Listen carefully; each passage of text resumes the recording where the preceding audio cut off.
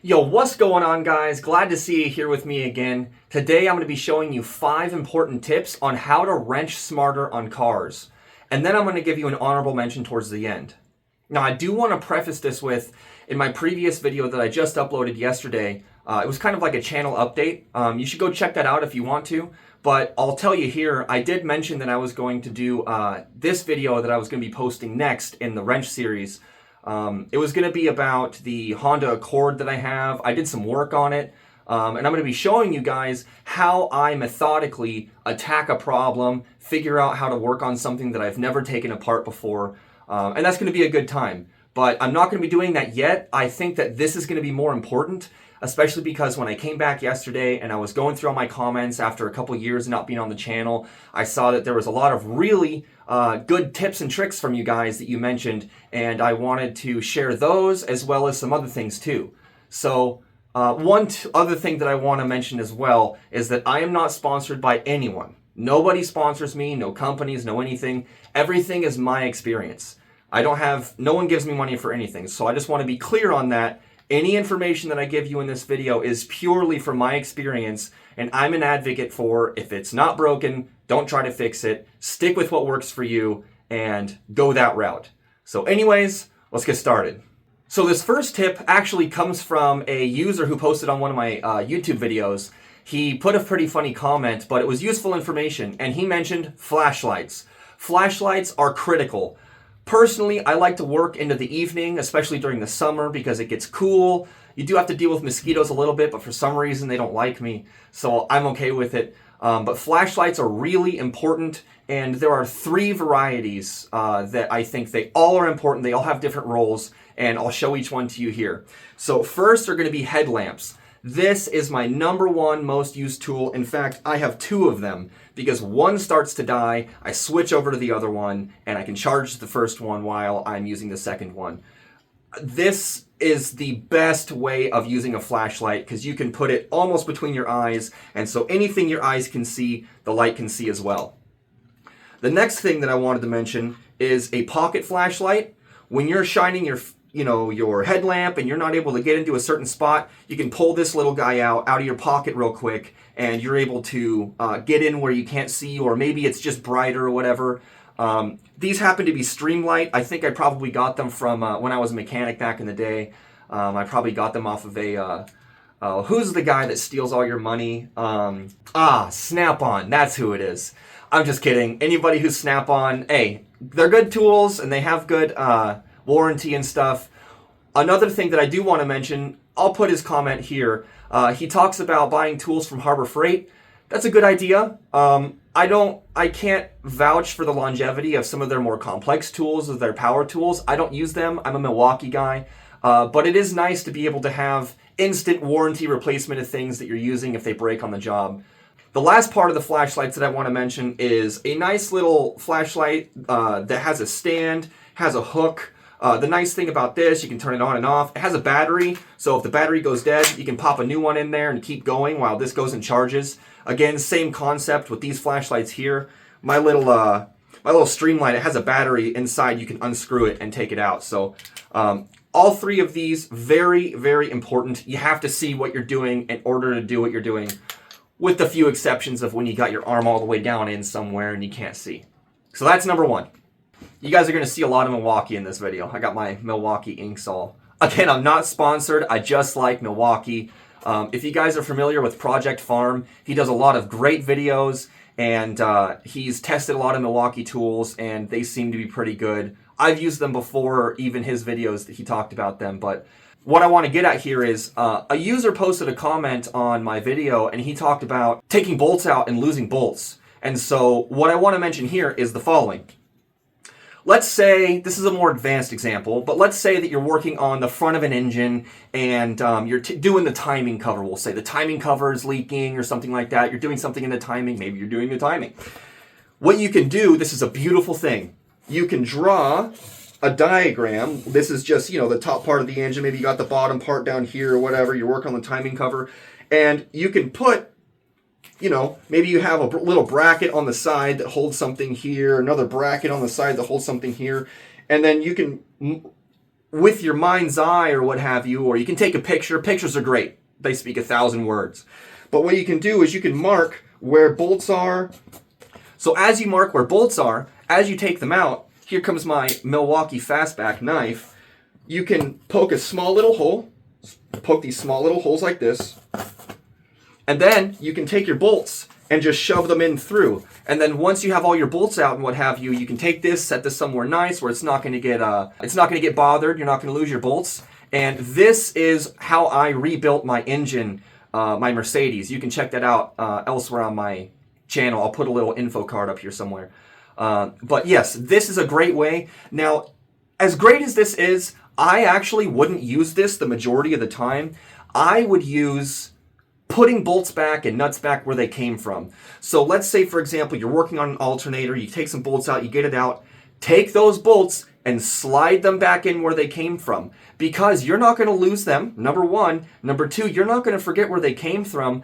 And number three, a lot of bolts are different sizes, different thread pitches and what have you. You don't want to forget what goes where, because you say, you might do something or put them in a bag. These are alternator bolts, these are whatever, but you might forget one's longer, one's shorter, one goes somewhere, what have you. So that's a really important idea, really important detail that I like to use, is to put bolts back, put nuts back where they came from. You'll never lose them. Then you won't end up with a bucket full of bolts and you're like, where did these come from? Where do they go? Right? So that's a huge tip that I want to give to you guys. That's really critical. That's going to help you wrench smarter.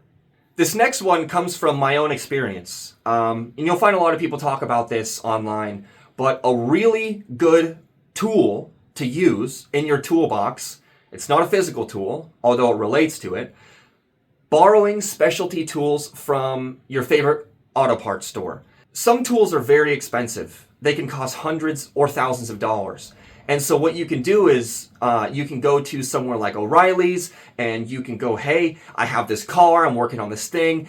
I need to get something that, for the brake calipers, to squeeze the brake calipers in. Or I need this tool so that I can, for example, I was working on a 2004 Honda Civic and I was having a really hard time getting the harmonic balancer bolt out. And so I went to O'Reilly's, I explained what was going on. I had some nice gentlemen behind the counter that were able to help me, and they pointed out some tools, and they said, hey, do you think this would work? Do you think that would work?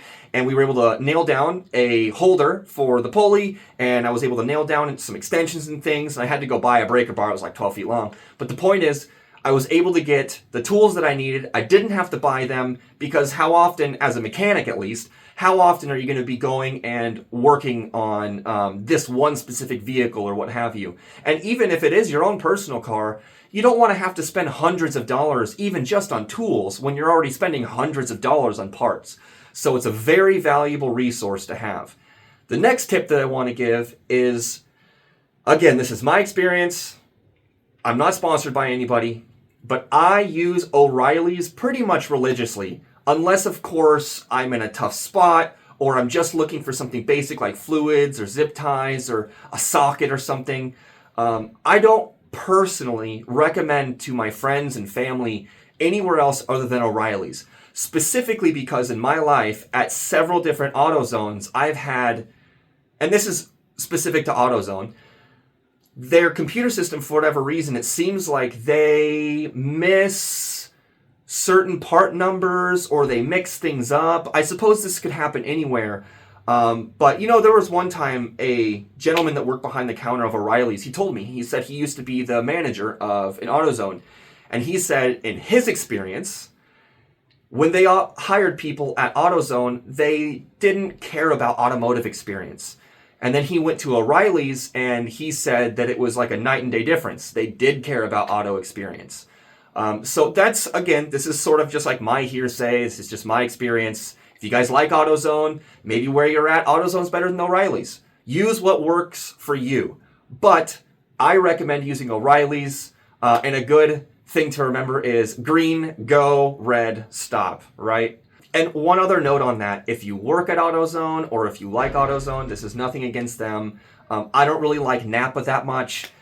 They seem to be a little bit more expensive. I've just had the best experience at O'Reilly's. I just want to be clear, this is nothing against anybody. This is just my experience. Now, this last tip is, I think, one of the most important things that are going to help you wrench smarter. There are several online libraries, one of which that I use all the time as often as I need to, but it's the place that I go for basically everything, and it's rare that I can't find whatever diagram or procedure that I'm looking for there. And that's going to be Chilton Library. The Chilton Library is usually, well, you do have to pay for it, but you don't have to pay for it if you do it electronically and through, let me see, like the public library system. At least here in the United States, in most states, you can use your public library system to gain access electronically to the Chilton Library. And from my understanding, it has all makes, models, and vehicles, regardless of manufacturer type, between 1940 and current day, or as close to current day as possible, that there's diagrams released for the public.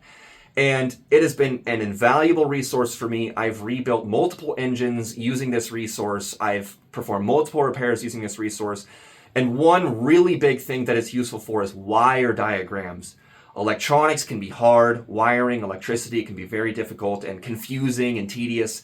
So using those resources are really important.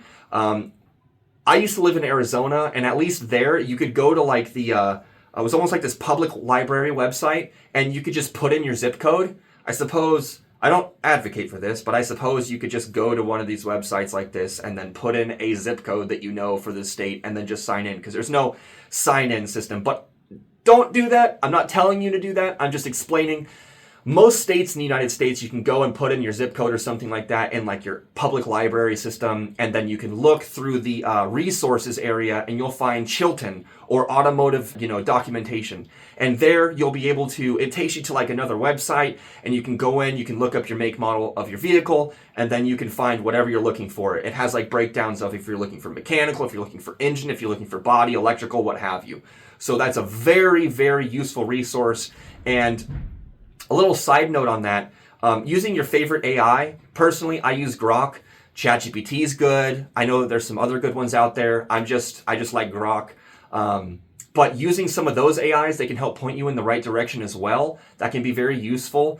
You can even ask them like, hey, I live in this state or I live in this country. How can I get access to the Chilton library system so that I can get this? You know what I mean? It's a very, very good thing to have underneath of your tool belt. The last thing, which is an honorable mention, which is kind of obvious to people, to some I suppose, is having a nice pocket knife. Any pocket knife is good, but a pocket knife allows you the ability obviously to cut things, but sometimes you need to pry something out, or sometimes you need a screwdriver, but you're holding something and you're like, oh, I can't, or whatever. Sometimes you can pull out your pocket knife and get in there and get something done that you're having a hard time with. And I can't even tell you how many times I've been either in an attic doing HVAC work or what have you, and I needed something quick. Right now I'm doing something in the middle of somewhere to save me having to climb out of the attic or get out of the engine bay or out from underneath of a car, being able to just pull out my pocket knife, or like I showed you earlier, my little stream light. Maybe I don't have my headlamp on, I can just pull my stream light out of my pocket, and it's really good.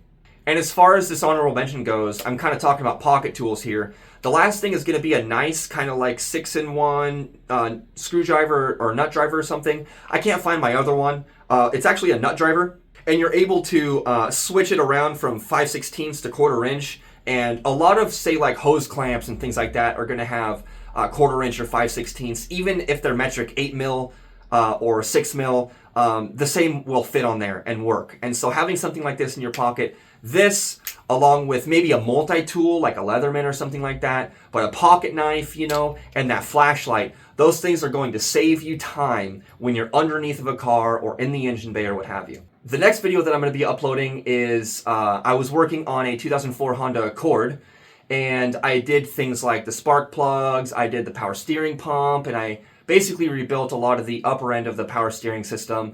I did the rear brakes and things, and I just kind of want to go over a lot of those things with you guys and show you, I'd never worked on that power steering system before in that car. And so I was able to get in there, figure out how things went. I took out the new parts and I saw, hey, there's bolt holes here. This is where they come from, and what have you. And so I'm going to be showing you guys how I did that, basically live as I was doing it. I'll give you guys a voiceover of what I was thinking and little things that you can look at as you're in there, because while you're in there, you're going to save yourself time when you can inspect things and you know what to look for, so you don't have to take your stuff to a shop or a mechanic.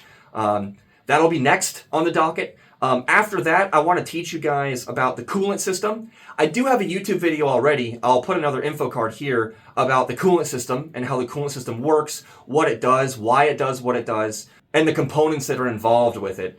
Then I also have another video. I'm going to be redoing it so that I can add it to this series. But I will link the other video here where I talked about the oiling system of a car and how it works, what's involved, where the oil goes, what it does, and why. And not only that, but one thing I do want to mention is that these things all took place on my car that I rebuilt the engine on, but these are applicable to most engines. Most engines have these systems in this way. It's pretty general how it works.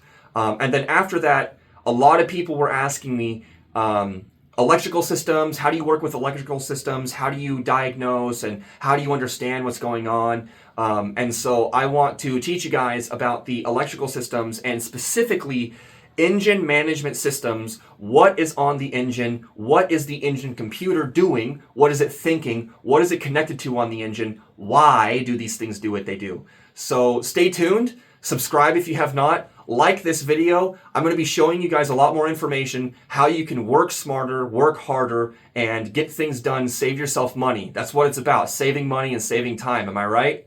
All right, you guys, I'll see you again really soon.